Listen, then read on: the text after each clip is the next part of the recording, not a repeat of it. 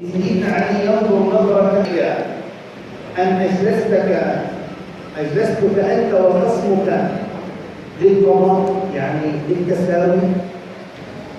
قال بلى، لكن ما جعلني أجد عليك، يعني أزعل عليك وأحزن عليك، ما أوجدني عليك أنك لا تساوي بيني وبين خصمي. إذ قلت له يا فلان وقلت لي يا أبا الحسن، كنجم البنية هو نجد اسمه، لذلك حزنت عليك ولم أحزن لأنك سويت بيننا إذ أجلستنا واحد على اليمين وواحد على الشمال للقضاء. قام سيدنا عمر رضي الله عنه وقبل رأس سيدنا علي بن أبي طالب وانفضت القضية. إخواننا، سيدنا علي سيدنا عمر يعرف فضل الناس، وأيضا هو سيد المتواضعين. هذا الرجل العملاق يدخل المدينة يوما على كتفه دربة ماء. قالوا يا أمير المؤمنين، دربة ماء على كتفك عيب. قال وجدت في نفسي نخوة فأردت أن أكسرها فلم أتربى. شفت حالي كبير والناس يسمعوني وبطلع على المنبر وأمر منها وتأتي الوفود. جاء وفد من العراق يوما فبحث عنه الأحنف بن قيس، فإذا به رابط عمامة على رأسه في حر الشمس في وقت القيلولة، ومعه إناء أو وعاء فيه بعض الدواء ويصلح الإبل، يعالج بالإبل. قال له الأحنف بن قيس لقد جاءك وفد من العراق، ماذا تصنع؟ قال أصلح إبل الصدقة. قال أوهي إبل الصدقة كمان؟ يعني مش إبلة؟ قال نعم، انزل ساعدني أيها الأحنف. فقال رجل من المسلمين ألا تجد عبدا يصلح إبل الصدقة من أهل الصدقة ممن يعملون في هذا المجال؟ قال وهل هناك من هو أعبد مني والأحنف بن قيس؟ وفي حدا محتاج ربنا أكثر مني؟ أنا كمان محتاج للتواضع والدين، محتاج إلى أتقرب إلى الله سبحانه وتعالى.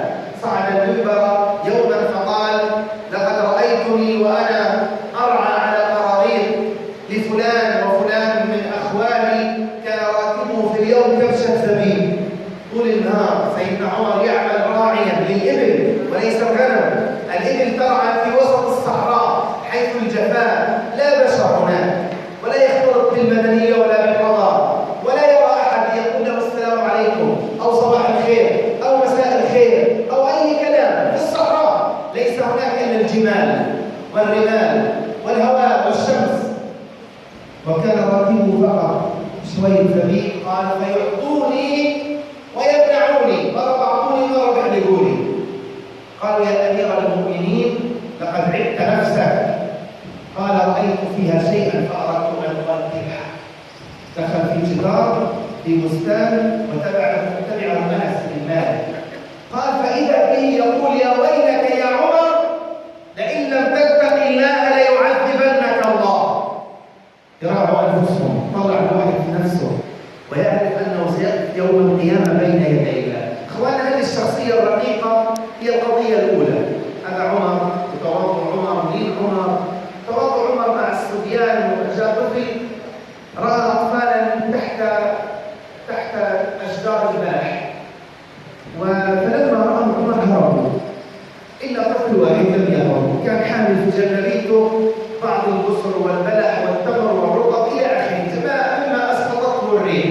فلما وصل إليه قال له الطفل إنه مما أسقطته الريح يا أمير المؤمنين، أنا ما سرقتش، اللي وقع من الريح أنا ألقطه عن الأرض. فأعطاه سيدنا عمر إشارة إنه ما عندناش مشكلة، توكل. قال يا أمير المؤمنين ترى هؤلاء الصبيان شايفوا لا؟ قال نعم. قال إذا تركتني أخذوها مني. قال تعال معي. فأوصله إلى ذلك. أمير المؤمنين دزر مع الشاب ولا الصغير. لما وصل الدار قال له تمام. قال له تمام، بارك الله فيك، مع السلامة، شكرا، وتوكلنا على الله. هذه الشخصية إخواننا كان لعمر بن الخطاب هيبة وعظمة وجلال قل ما تجد من البشر مثل سيدنا عمر.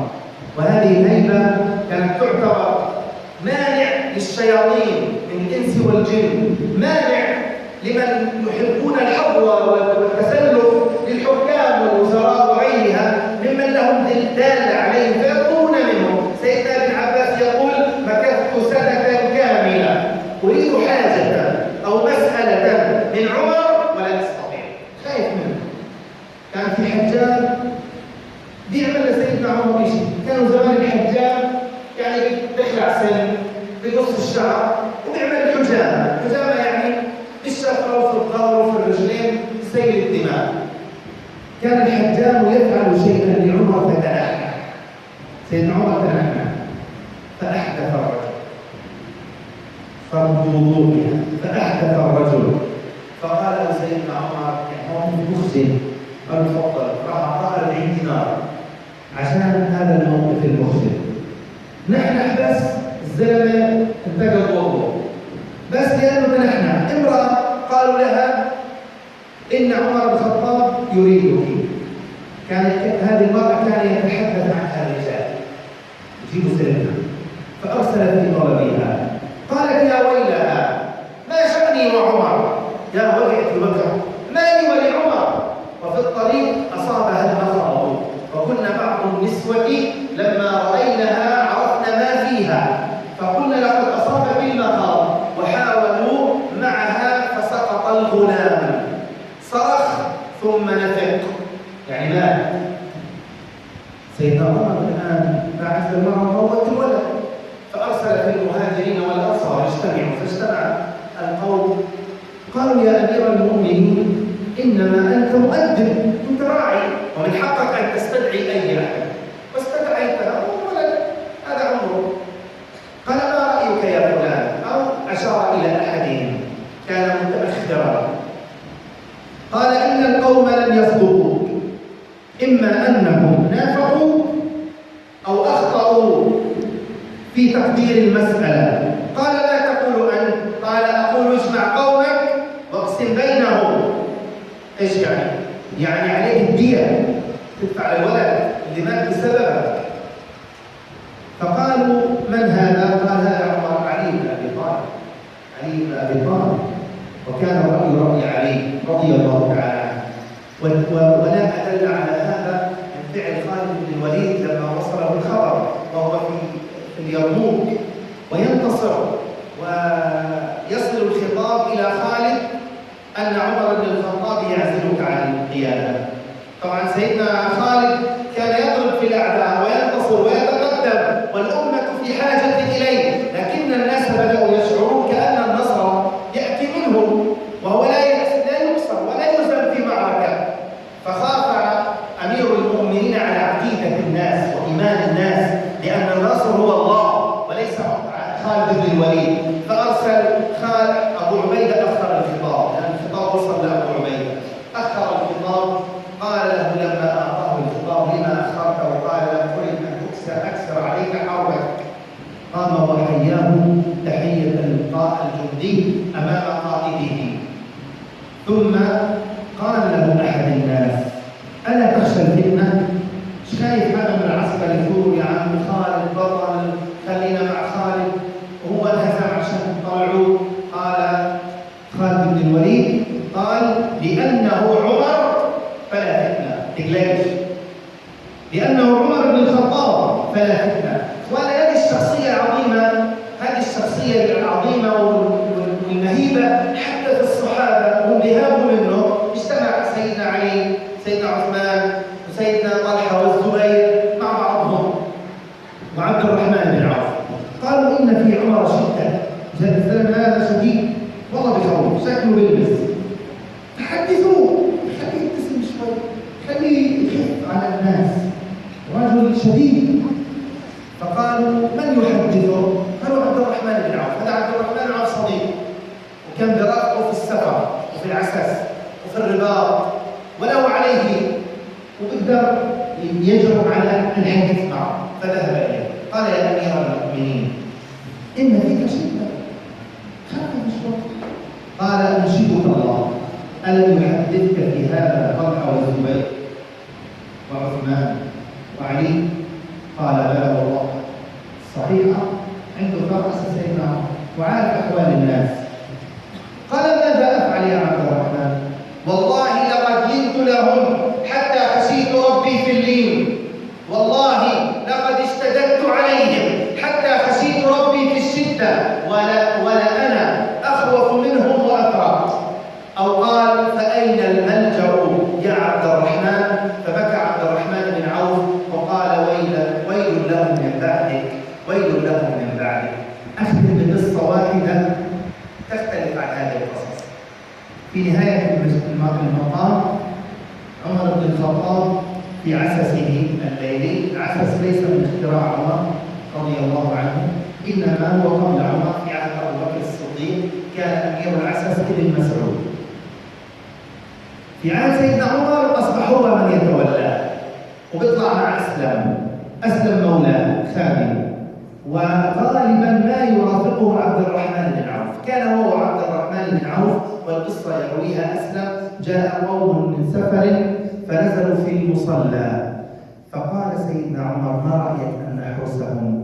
جماعة زي من سفر خليهم يناموا نحن نحرسهم. قال نعم، فحرسوه. وقام سيدنا عمر للصلاة وعبد الرحمن بن عوف قام للصلاة، وأخذوا يصلون في بيت الله سبحانه وتعالى. فسمع سيدنا عمر صراخ طفل ذهب إلى مصدر الصوت. سيدنا عمر لا يقوى أن يسمع صوت الأطفال، بالدرجة صعب عليه، لأنه سيدنا عمر تلميذ من تلاميذ محمد عليه الصلاة والسلام الذي كان يسمع بكاء الطفل فيتجوز في الصلاة. ذهب إلى مصدر الصوت قال يا أمه أسكتي هذا الطفل، حرام ولا تبكي. ثم تركها وعاد للصلاة، وبعد وقت سمع صوت الطفل ذهب إليها قال بئس الأم أنت، أسكتي هذا الطفل. قالت يا عبد الله أهدهده أنهده أطعمه من الطعام فلا يقبل، وإني أحاول فطامه، أنا بدي إياه ينفطم. قال لم تعاجلينه؟ يعني اتركي خليه كمان شهرين، لم تعاجلينه؟ قالت إن أمير المؤمنين عمر بن الخطاب يفرغ العطية لأطفال المسلمين عند فطامهم، وأنا في حاجة للعطية، في شوية مصاري يدفعها أمير المؤمنين أنا محتاجاه، وهو لا يعطي إلا لمن فطم. المولود ما له مصاري، ما له مال. قال إذا لا تعاجلني، خلاص رضعي سبيل. وذهب، وكان الموقف كصدمة كهربائية سعقت سيدنا عمر. اشتد البكاء والحزن، أنا المسؤول، يعني هي الولد بيبكي بسببي، مش بئس الأم أنت، بئس الوالي أنا. ثم ذهب لصلاة الفجر فلم يفقه من صلاته وقراءته شيئا، ثم قام بعد الصلاة وقال بئسا لعمر، يا ويلك يا عمر كم قتلت من أطفال المسلمين. ثم نادى على الكاتب قال اكتب تعطى العطية لأطفال المسلمين من يوم ولادتهم، تعطى العطية من يوم ولادة الأطفال، واكتب هذا في الأمصار، وزع الخبر على كل البلاد. إخواننا كثير من القصص تحتاج لبعض التعليق، تركت التعليق لكم، لكن في هذه الأخيرة التعليق ربما يكون سريعا. عملاق عمر وهيبة عمر وجلال عمر، وهذا الخوف اللي عند عمر، خوف من الله أو تخويف الناس منه، لم يمنعه أن يفكر سريعا هو اللي غلطان. وإحنا للأسف كل واحد فينا راضي بعقله وراضي بفعله، ويعتبر إنه كل الناس غلط وهو صح. فيش إمكانية صح إنك تغلط، هذا في قرار ذاتك، حتى لو اللي قلت ماشي حاضر، بس أنت جواك هم اللي غلط.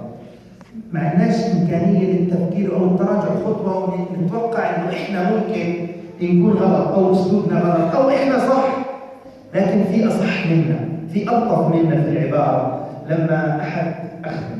لما أحد الملوك كان يرى رؤيا، هذه الرؤيا يرى فيها شيئا غريبا، فذهب وطلب أحد المعبرين فوصل إليه. قال ماذا رأيت؟ قال رأيت كذا وكذا وكذا.